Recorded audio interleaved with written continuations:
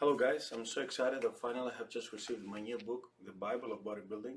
It's a book that consists of 400 pages. You can purchase this book on Amazon, and this book contains my former books, The PDs Used in Sports and the Good, the Bad, and the Ugly, plus the Training, Nutrition, Supplementation, but also including extra features, Q&As about gear, about HRT, but also a quiz regarding supplements, diet, and of course PEDs. So the Bible of Bodybuilding on Amazon, both on ebook and Kindle version.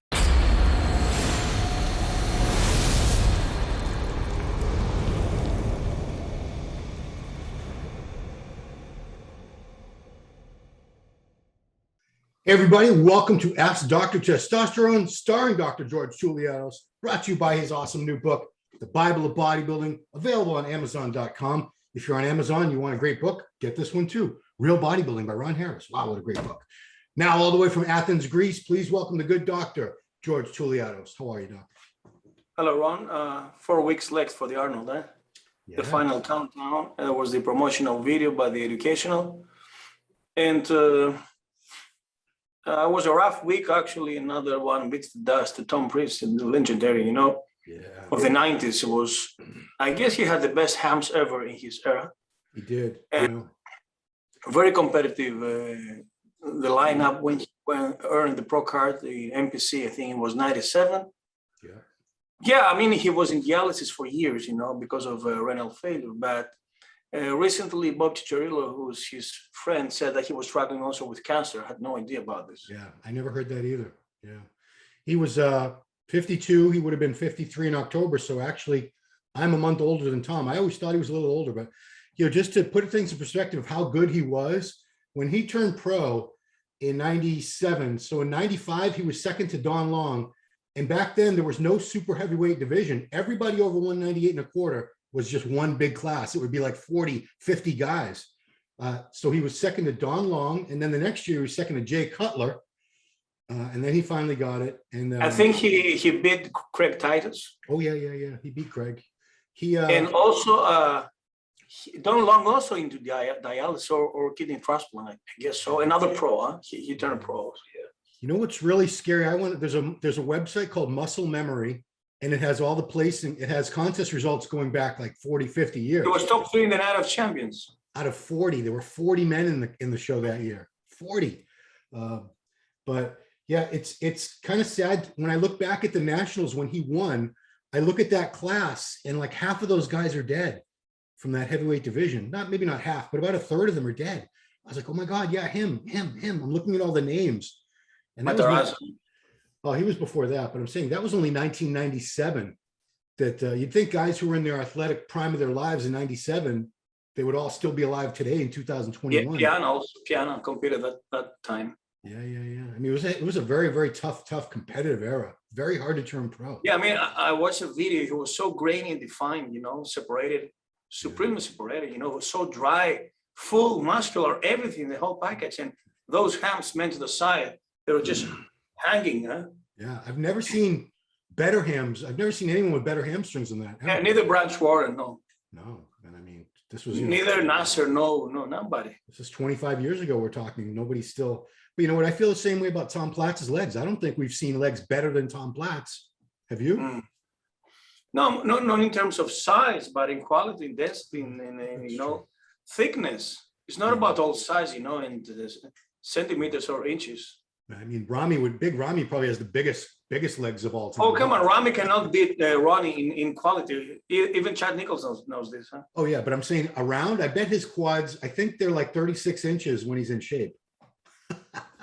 He's a big dude. Anyway, doctor, let's get into what we're here for. We'll answer some questions from the viewers. Guys, I want to remind you, if you like these videos, please hit the thumbs up. Click on that. Share the videos. Comment below. You can leave your questions for the next show in the comments below this one. And without further ado, let's get into it. Number 1, doctor, here's a good one. What is a dose of Deca that can be used continuously and that brings some result without affecting health and without causing Deca dick? Thinking about the use together with TRT, 50 to 100 milligrams a week of Deca he's thinking about. Now, the Deca dick is a result with the testosterone dose. and also management of the free testosterone, the prolactin, the estradiol. Don't worry about the Deca because in low doses of nandrolone, you're not gonna observe something like that. But listen, somebody may say that 50 milligrams of nandrolone, which is the prescribed dose, is nothing. But in the long term, and if you diet, if you use supplements continuously, if you train all year round, 52 weeks, it has some decent effect, and mostly your labs are gonna be good. So you don't need to use half a gram of nandrolone for a brief period of time. You can use 50 milligrams for a prolonged period of time, as long as your labs are fine. And this is not for performance enhancing effect. It's for, to reverse anemia, to reverse osteopenia, to lubricate the joints, and also, of course, to provide some anti-catabolic effect in the elderly people. But if you take advantage of this in the long term, you may have some good and decent result, like myself, for instance.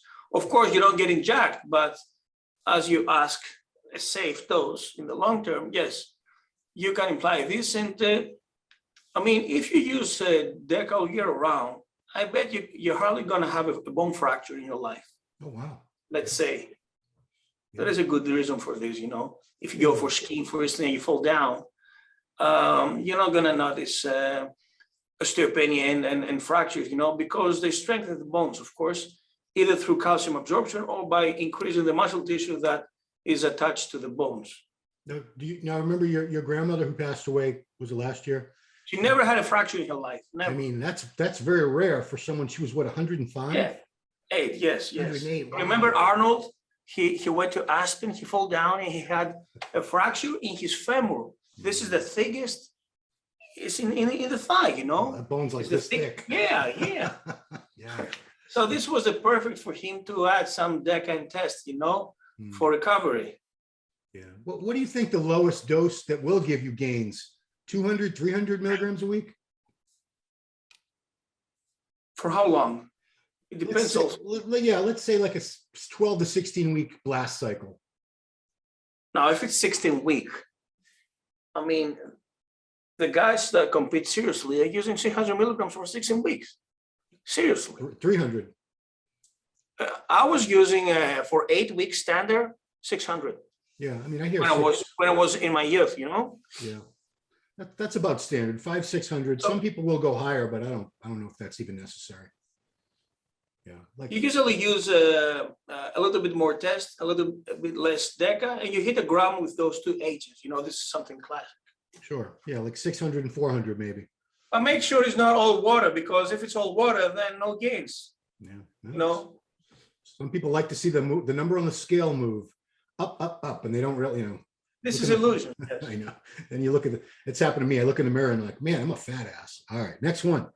Dr. Touliatos has said ephedrine is dangerous. Is there a way to reduce the danger of an ECA stack? What dosage of ephedrine is safe? Should it only be taken after training to avoid extra strain during training? I understand that. Man, the ephedrine is taken pre-workout, of course, in order to stimulate you. What's the reason of post? Yeah. So also another thing is to take it to lower your appetite. But frankly, if you use it in the afternoon, you're going to suffer unless you have a late shift, some police officers, or some medical students, or some people that, they are dormant, or bodyguards, and they have to work late shifts, or doing rounds in the hospitals, so whatever. And also suppress your appetite. So use it with breakfast or early in the afternoon when you train, Now, to minimize, you have to manage also the caffeine dose.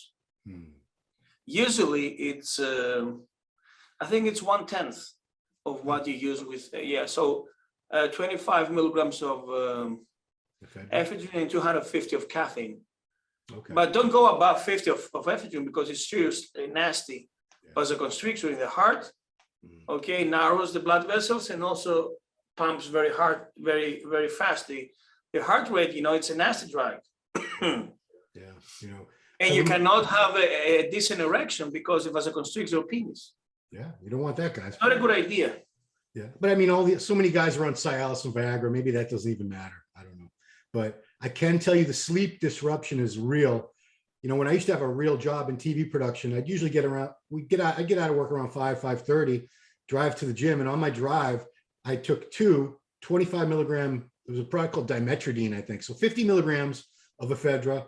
And I'd have an instant coffee in this big thermos. It was so thick, it was like sludge. It was probably like 400 or 500 milligrams of caffeine. And I'd have these awesome workouts, but I'd be shaking. And then don't you have chest pain? No, maybe not. But I was in my 20s. I was very young, but I couldn't sleep. I could not fall asleep. I'd be there at 1, 2 in the morning. You know well that if you don't sleep, you're gonna become a wreck, and you don't grow.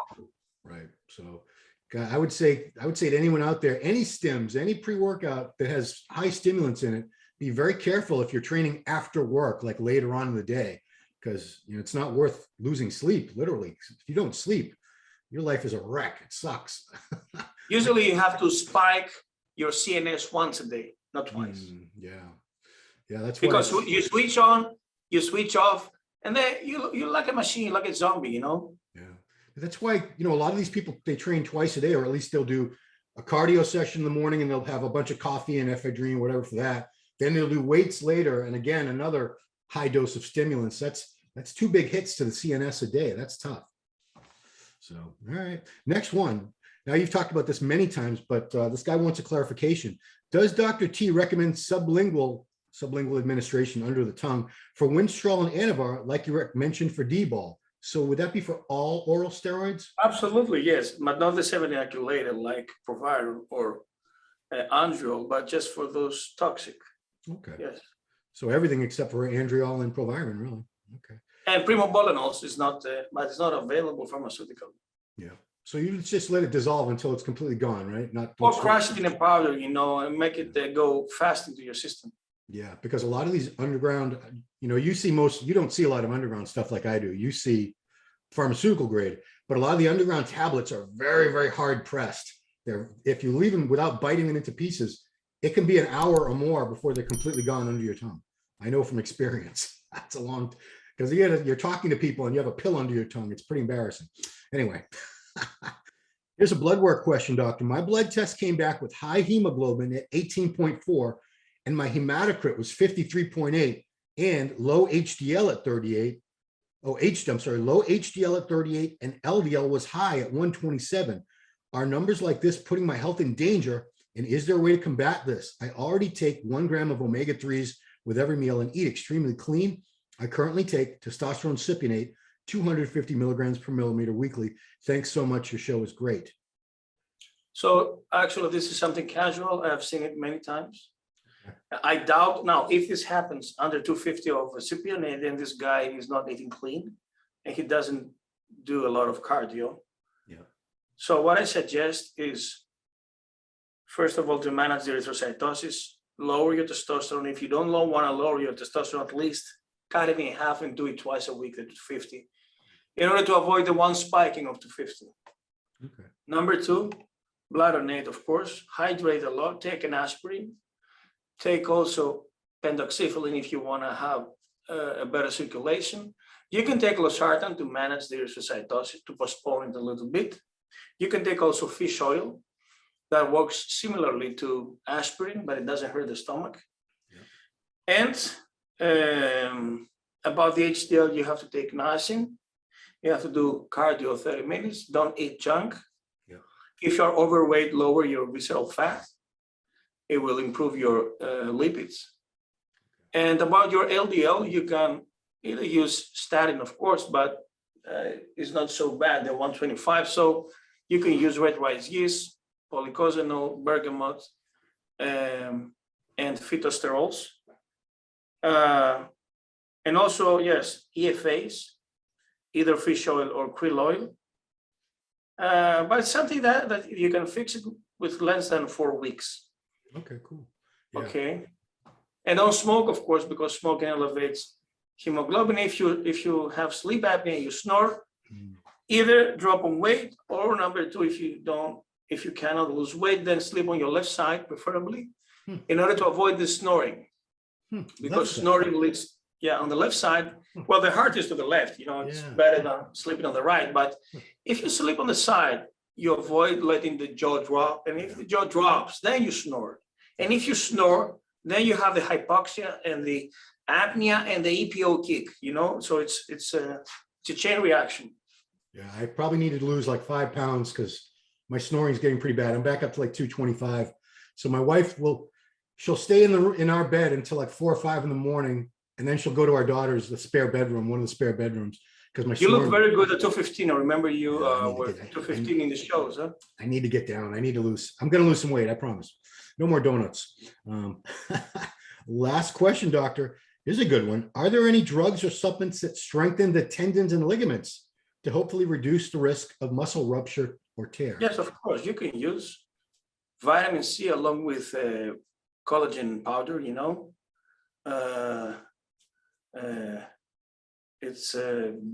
It's beef, grass-fed beef collagen powder, along with lysine and proline that synthesize also collagen. Now, not for the tendons necessarily, but for the joints, you can add some hyaluronic acid. But for the connective tissue, you need collagen, vitamin C, and growth hormone. Okay. That make up new connective tissue, you know. Allegedly, they say that either Winstrol, mostly Winstrol, it can synthesize the connective tissue, the collagen, but on the other hand, it dries out the synovial cavities, while Deca lubricates the synovial cavities, but makes stiffer the tendons. I'm not sure if this occurs with Deca because it strengthens the muscle bellies instead of the tendons. But there are some references online about the stenozolol, which is toxic, of course, that it can synthesize some collagenous fibers. Nevertheless, I recommend the use of growth hormone, that it can make new cartilage through IGF-1. Put some vitamin C on top of this and some collagen powder, you know, and you're gonna have the perfect stack. Michael Hearn uses this a lot, and he never had a rupture, you know. Dude, he's my age. He's 52 and he's still bench pressing 500, deadlifting 700. And also he does behind the neck, you know. So I guess he's using all these stacks. Yeah. The collagen, do you take the collagen powder? You just like mix into your coffee a couple times a day? Coffee and every shake. Okay. Oh, wow. So you take a lot of collagen peptides. Yeah, 1 scoop is 10 grams every time, you know. Cool. All right, well. Doctor, I'm getting some blood work done later this week. I finally have my annual physical, so I'll share with me. I will share with you, and I don't know. I think we'll share with the viewers. Want to discuss it online? I think I have to. I think I'm sort of obligated. It's private. It's yours. But if it's something, it's you know, interesting, we may discuss it. You know. Exactly. Because people think, you know, I'm like, I say I'm healthy all the time, and I got to sort of prove it. I have to prove it, and I haven't had blood work done in about 8 or 9 months. So I'm overdue. I'm way overdue. COVID made my doctor appointments get pushed way back. But anyway, I will share them with you. If we see anything really interesting, I definitely will. I'll talk about it on the show. I'm not scared. So that's it, man. Thank you, doctor. Appreciate you doing the show every week, guys. This is a very, very rare opportunity. We have a medical doctor who's also a champion bodybuilder. You don't get someone who has walked the walk and talked the talk with this level of knowledge very often in our industry. So Dr. Touliatos, thank you so much. We appreciate it. And guys, so I'll have a lecture on Saturday, March 4th, 11 East Standard Time. I'm going to have it live on Instagram or Facebook, you know, about the harm reduction in steroids and the replacement therapy in retired bodybuilders. And on Friday, I open up the roundtable with Rick Collins about the steroid culture generally, you know. 9 o'clock in the morning, yes, East Standard Time. Yeah, they actually have an Instagram called Arnold Education, guys. If you want to follow that, all the info is right on the Instagram called Arnold Education, specifically devoted to that part of the weekend, the Arnold Sports Festival weekend. Fascinating stuff if you can make it over there, guys. I've never been. I'm always busy with the contests coverage, so I never get to see this, but maybe I'll see the replay on Instagram or YouTube or something. Yeah. All right. Well, thank you, doctor. Thanks, guys, for watching. Please subscribe to the channel, hit the like button and all that good stuff. We'll see you next week on Ask Dr. Testosterone.